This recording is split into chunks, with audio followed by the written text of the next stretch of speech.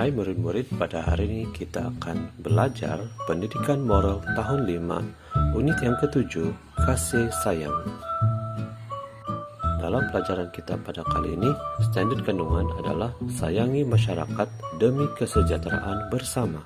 Manakala standar pembelajarannya adalah menyenaraikan contoh amalan menyayangi masyarakat demi kesejahteraan bersama, menguraikan cara memupuk amalan kasih sayang dalam masyarakat demi kesejahteraan bersama, merumuskan kepentingan amalan menyayangi masyarakat demi kesejahteraan bersama, mengekspresikan perasaan berkaitan dengan amalan menyayangi masyarakat demi kesejahteraan bersama, dan mengamalkan sikap menyayangi masyarakat demi kesejahteraan bersama.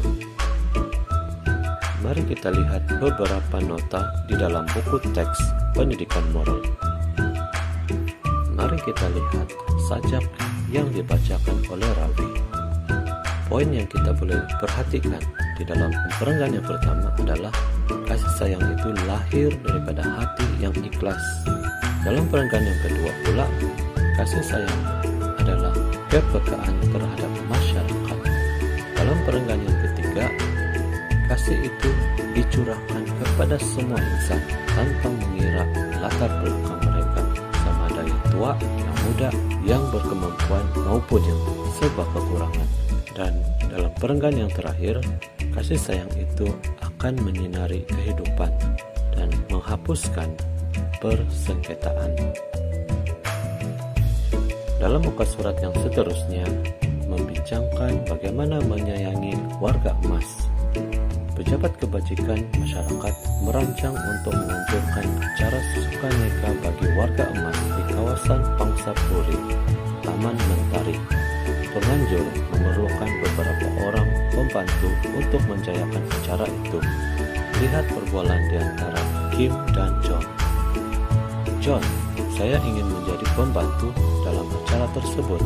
Saya boleh membantu mengedarkan minuman kepada warga emas, kata Kim. John menjawab, saya pun berminat Kim. Saya boleh membantu penganjur mengedarkan peralatan permainan. Kata Kim lagi, hal ini akan memberikan peluang kepada kita untuk memupuk amalan kasih sayang kepada warga emas. Kehidupan kita lebih sejahtera apabila golongan ini tidak diabaikan. John membalas, ya Kim, saya akan berasa amat gembira sekiranya dipilih sebagai pembantu, karena dapat mengambil berat terhadap golongan yang memerlukan kasih sayang. Perhatikan gambar yang berurutan berikut. Dan sekarang kita perhatikan carta alir berikut. Pertama, kita mulai. Terusnya, kita melihat adakah menanam sikap menyayangi orang kurang upaya. Pertama, mengambil bahagian dalam aktiviti yang melibatkan OKU. Yang kedua, memupuk perasaan sayang akan golongan OKU. Dan yang ketiga, mengamalkan sikap PK terhadap keperluan golongan OKU. Adakah sikap menyayangi OKU diamalkan? Jika tidak, ulang semula di atas, yaitu menanam sikap menyayangi orang kurang upaya. Jika ya, masyarakat penyayang OKU telah terbentuk. Lalu tamat. Sekarang kita perhatikan semula gambar yang ditunjukkan. Dalam gambar pertama kita melihat seorang orang kurang upaya sedang duduk bersendirian dan dalam keadaan yang sedih. Dalam gambar kedua, 3 orang budak telah melihat orang kurang upaya tersebut yang sedang duduk. Lalu mereka telah pergi bertemu dengannya dan menemaninya. Dalam situasi ini, adakah sikap menyayangi orang kurang upaya telah diamalkan?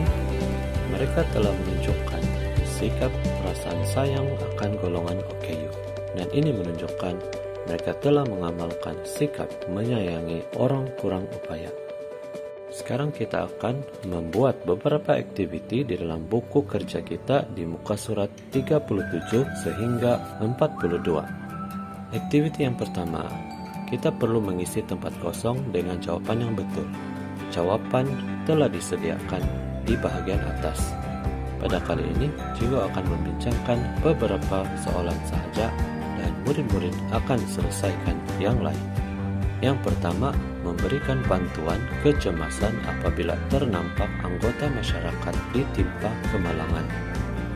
Yang kedua, menjemput anggota masyarakat tanpa mengira kedudukan untuk hadir ke majelis sambutan hari lahir saya nanti. Dan yang ketiga, menzahirkan simpati di atas kehilangan ahli keluarga anggota masyarakat akibat nahas jalan raya. Soalan yang seterusnya, lengkapkan raja di bawah tentang cara-cara memupuk amalan kasih sayang dalam masyarakat. Dua cara-cara memupuk amalan kasih sayang dalam masyarakat telah disediakan untuk kita. Cara yang ketiga, memberi sokongan moral kepada mereka. Cara yang keempat, sedia untuk berkhidmat dan berbakti kepada mereka. Sekarang murid-murid lengkapkan ruangan kelima dan yang keenam. Soalan yang seterusnya, lengkapkan raja di bawah ini tentang kepentingan amalan menyayangi masyarakat dan akibat tidak menyayangi masyarakat. Jawaban yang pertama telah disediakan, kepentingan menyayangi masyarakat. Yang kedua adalah mewujudkan masyarakat yang prihatin. Dan yang kedua, mengeratkan hubungan silaturahim.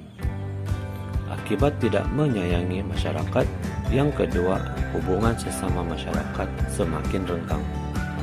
Dan yang ketiga, wujudnya perselisihan paham. Murid perlu lengkapkan yang keempat. Soalan yang seterusnya, isikan tempat kosong dengan jawaban yang sesuai.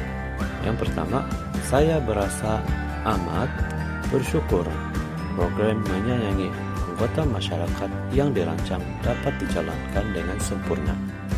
Yang kedua, saya berasa gembira apabila mengetahui masyarakat yang terlibat dalam kejadian tanah runtuh bakal menerima pampasan.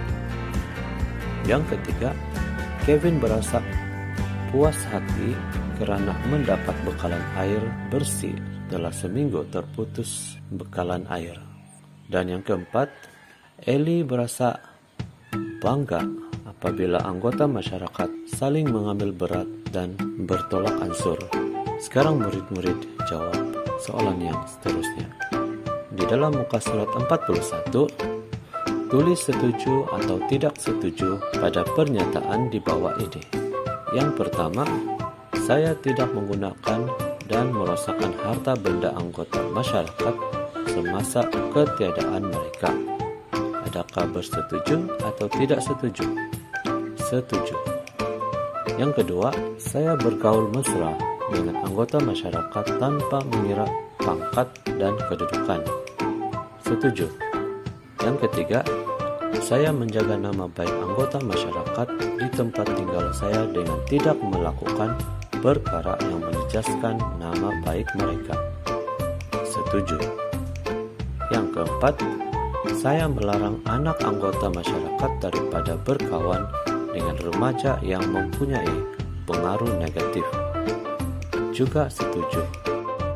Muka surat yang terakhir 42. Pahami situasi dan jawab soalan-soalan di bawah ini. Gambar yang ditunjukkan, kita dapat perhatikan seorang anak yang sedang didera. Soalan yang pertama, adakah wajar situasi di atas berlaku? Nyatakan sebab situasi ini tidak wajar berlaku, karena anak-anak perlu disayangi dan diberikan perlindungan.